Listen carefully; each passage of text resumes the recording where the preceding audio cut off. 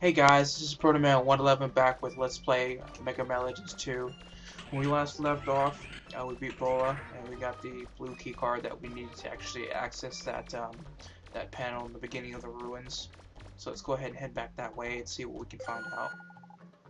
Okay, that basically just opened the door, the center door. I believe it's the west door. This one, the one I showed you earlier that I was explaining how it locked. But anyway, let's go ahead and see what we can find out. Earthquake, oh my god, we're gonna die.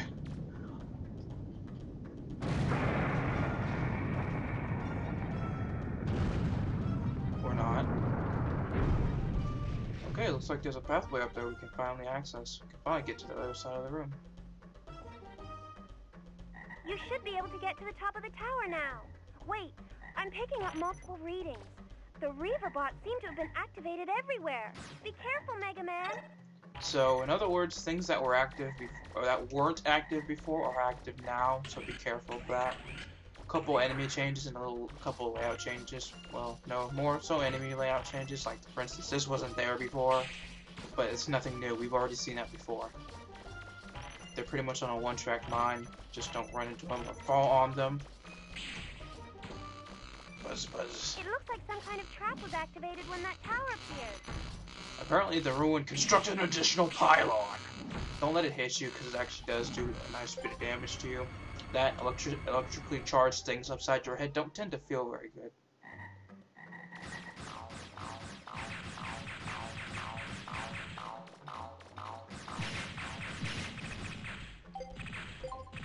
So in terms of record count, this would probably be number 4. Because earlier I was trying to do it, I kept getting interrupted by random things. So. But hopefully this time around, since it's a little later at night, I shouldn't be interrupted. These guys are a little different in the fact that when they run into you, they will set you on fire, so be careful of that. Other than that, they're not much different than their counterparts. They just set you on fire. If you have the medicine bottle, you can cure it immediately, otherwise you'll have to wait for the fire to die out. It eventually does die out, but you will lose quite a bit of life when you're waiting for it to die.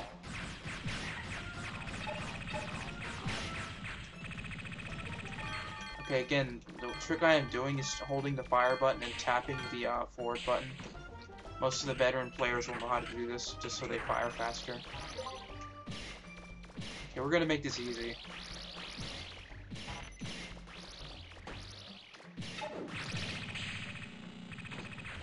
It's faster to throw them into each other than using the buster.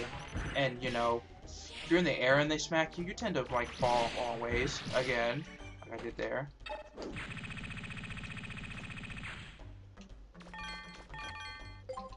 Of course, the shortcut is to get into the menu, press the circle to equip or unequip your special weapon. It's a lot more handy. It's really handy as opposed to the first Legends game where you had to manually equip or unequip it. Majority of the time, you never had to. Now, these guys are more annoying in the fact that they shoot bombs that knock you over.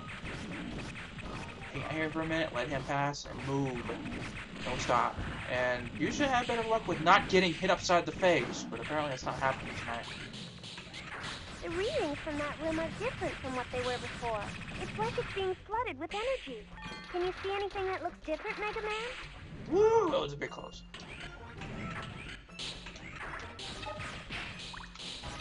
Playing a little carelessly right now, possibly because I was just playing Saints Row the Third, and I tend to get a little careless.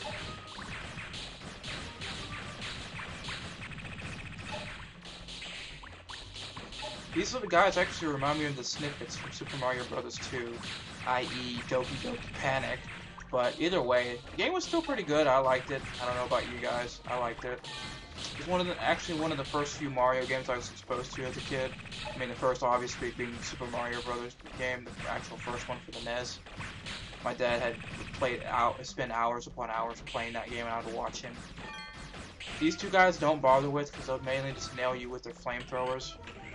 And that will cause drain status, which means your buster's not going to fire very well, and your energy of the special weapon will be gone completely.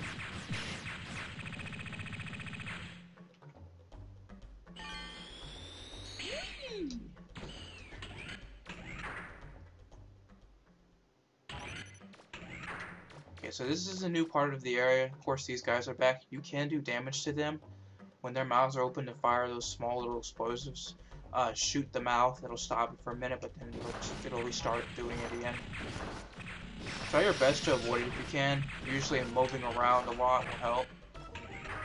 In this room, it's a nice room because it has lots of Zenny for us. Of course, you never have enough Zenny in this game. And a random item, a thick pipe. That is used for the powered buster, but we will get to that later. I don't think we have the right item, but I could be wrong. Hang out around here. This guy should miss you a lot of the time. I say that now. We're not in this blind spot. The last time I said we were in his blind spot, he actually nailed me, no problem.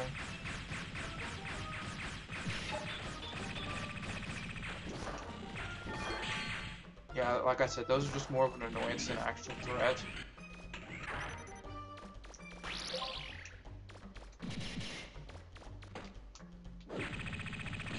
Oh wow, how'd that happen?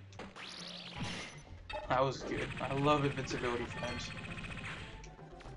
Yeah, I'm playing like utter shit right now. Usually I'm not this bad. I really am not. Of course, more is in here. By the time you reach the end of this dungeon, or this rather ruin, you shouldn't have a problem with any, as far as I'm aware of. And this is why I died in my last recording. I was kind of actually pissed off at that. I was being stupid. Oh god, oh god. You trying to hit me in the face. I don't like fire and frog guts, shit and stuff. And oh really? Hacks. I will use it here since I won't need it against the boss. Boss is not all that hard. Generally that does not happen. I don't know how it happened this time around.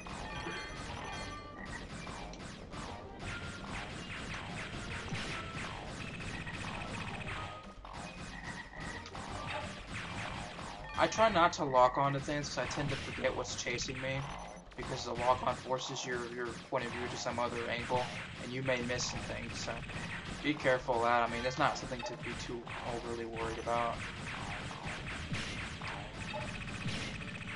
Got them both. Good. Okay, like I said, his flamethrower can cause the drain effect, so be careful, don't let it hit you. Of course, you blow his shield off, but then he'll just spam his flamethrower, so be careful of that as well. If you're gonna blow his shield off, he'll do this regardless of what direction you're hitting him from. He'll fall over anything.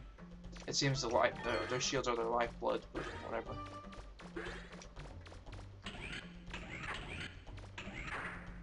Okay, I think we're getting closer to the end of this stage, this particular ruin. Of course, there's more money.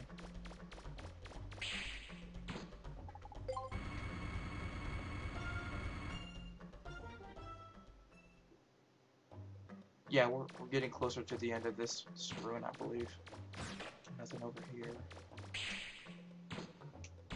Well, hello there.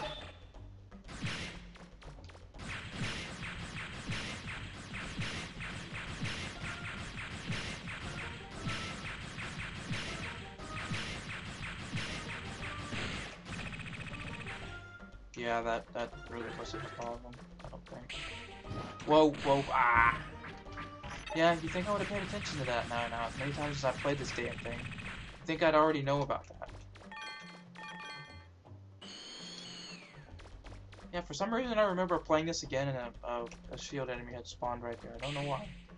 It usually doesn't do that in this game. Okay, this room is basically the same as the other one, except you have the frogs. The frogs should never hit you, as far as I know. But just don't, like, get real close to the edges. So it's not very fun to fall on stuff. Like I said, it'll cause a shock effect, which will put you in a very slow-moving state. Woohoo!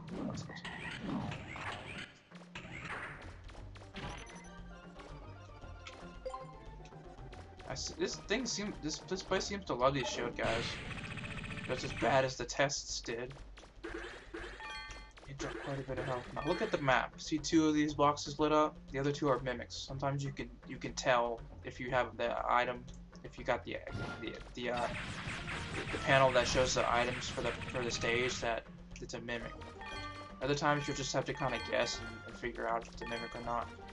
Usually they'll be in odd places, like in the middle hallways and things like that.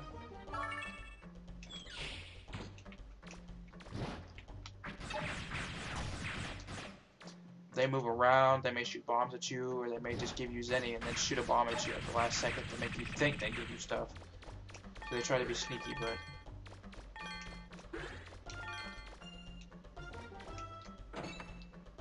Okay, and the helmet. Now this thing can be very helpful. Depending on the grade of helmet you have, this one just basically prevent.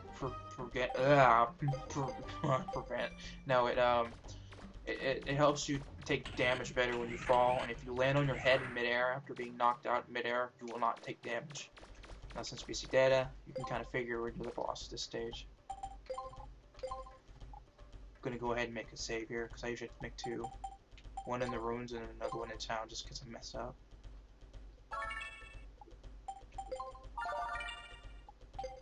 Okay, so let's go ahead and see if we can get this key to get out. This is it, Megaman. Are you ready? No, I'm not roll. That's why I have everything equipped. That's an important symbol, sort of, kind of.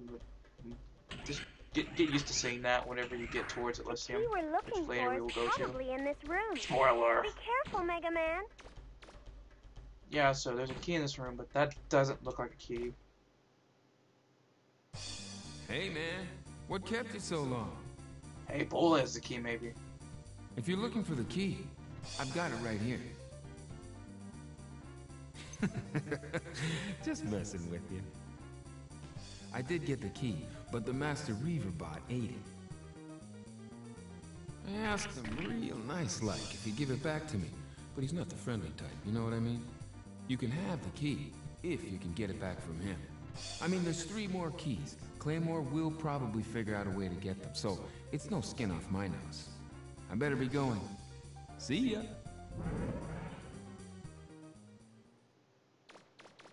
So what do we do now? I guess kill that guy who's really fat and needs to die.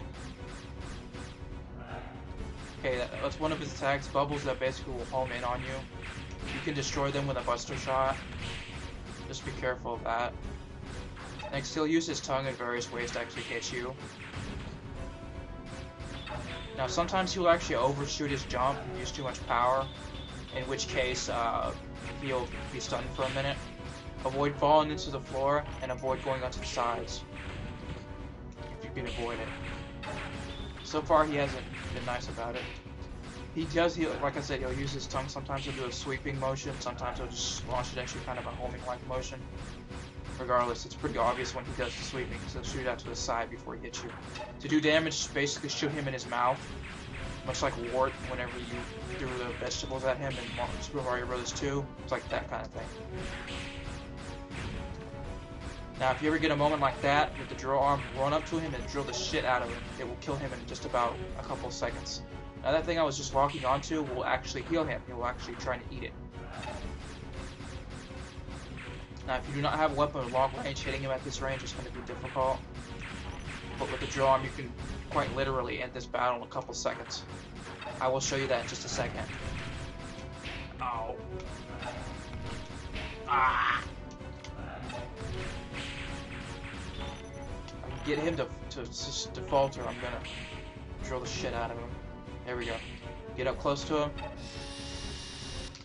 That's all there is to it.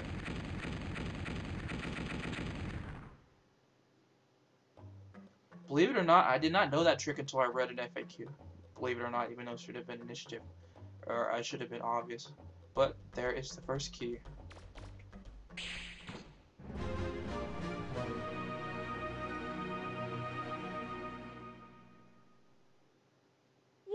Megaman. So that's one of the keys to the mother lode. 1 down, 3 to go. We've got a long ways to go, but I know we can do it. With that statement, I feel Roll actually sets it up to be a long game, even though it's relatively short compared to a lot of RPGs. But with that, folks, we've gotten our first key. So, in our next segment, we'll actually return the key and see what else we have to do. So this is Proto Man 111, signing off.